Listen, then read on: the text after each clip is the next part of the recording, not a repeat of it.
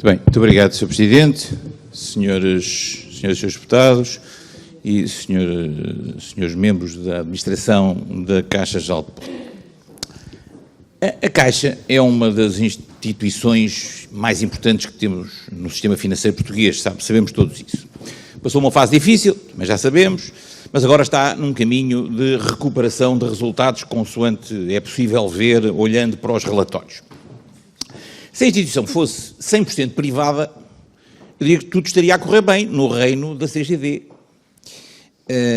Se fôssemos, os acionistas estariam satisfeitos com uma instituição que está a dar mais lucros, o seu banco está a valer mais, e portanto não estaríamos aqui nesta sala certamente a tratar deste assunto, pelo menos desta maneira.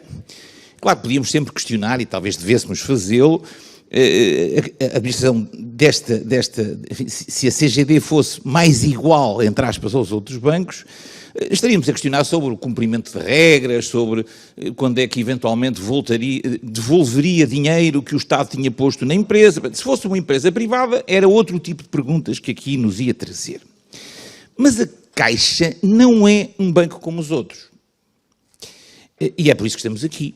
É um banco que é detido a 100% pelo Estado português, que tem um só acionista, que é o povo português, e que está aqui representado nesta Assembleia da República. Claro que não é a Assembleia da República que diretamente dá instruções à gestão da Caixa, é o Governo que o faz, o Governo que, naturalmente, dimana desta Assembleia.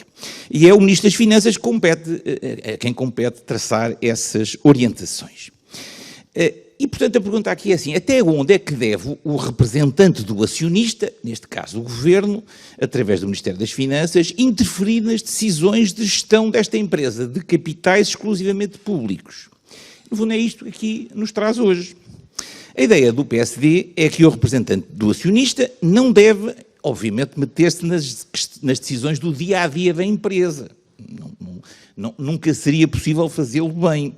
Mas o Governo tem a obrigação de determinar rigorosamente, o mais rigorosamente possível, a margem de liberdade que a administração tem definido previamente as obrigações de serviço público que a empresa está obrigada, e zelando para que a administração as cumpra. O Estado, por exemplo, deve ter uma palavra a dizer quando a administração pretende fechar balcões ou cobrar a manutenção de ATMs, de caixas multibanco, em zonas do território pouco povoadas. Na nossa opinião, o Estado deve definir regras claras nesta matéria, porque mesmo que a manutenção de alguns balcões ou de algumas ATMs em zonas pouco povoadas do território reduza os lucros da instituição financeira, e esta é que no fundo é que é a questão, algo que, no caso aqui, que até está por demonstrar, não sabemos se reduz ou não, mas mesmo que reduza, o Estado português tem a obrigação de obrigar, vamos dizer assim, a instituição financeira do Estado a permanecer nestes territórios. Essa permanência, temos bem consciência, pode, assim, mordiscar os lucros da instituição, é verdade. Mas não é possível que o mesmo Estado que defende que Portugal são os portugueses e o território onde os portugueses vivem, abandone os territórios mais frágeis para proteger os lucros do próprio banco, que é a propriedade do Estado. No fundo, esta é a questão política que aqui nos traz. A presença no território de instituições do Estado é uma peça fundamental, diria eu. A decisão de manter as instituições do Estado espalhadas pelo território nacional tem custos. Esta Assembleia sabe-o bem, nós sabemos-o bem. Mas esses custos são o preço a pagar para continuarmos a ter um país que vai de Montezinho a Vila do Bispo, de Porto Muniz, que está ali naquele slide, à Ilha do Corvo, às desertas. E é o Estado que tem a obrigação de canalizar o dinheiro dos impostos que todos pagamos para esse fim, para, no final de contas, continuarmos a ter um país com território, que é isso que um país é, diria eu.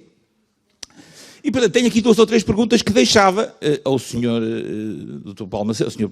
Presidente do Conselho da Comissão Executiva, melhor dizendo, para ser mais preciso. E, no fundo, tem a ver com esta relação entre as regras que o Estado deu à administração e aquilo que a administração está a fazer. Que diretrizes gerais é que o Ministério das Finanças deu à CGD nesta matéria?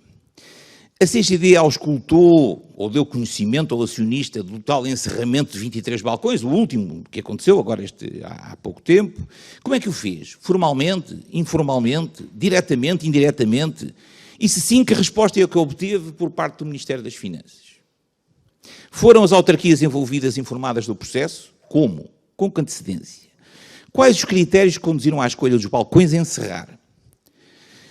A CGD informou atempadamente os trabalhadores afetados pelo encerramento, já agora, a pergunta que também nos tem chegado de algumas partes.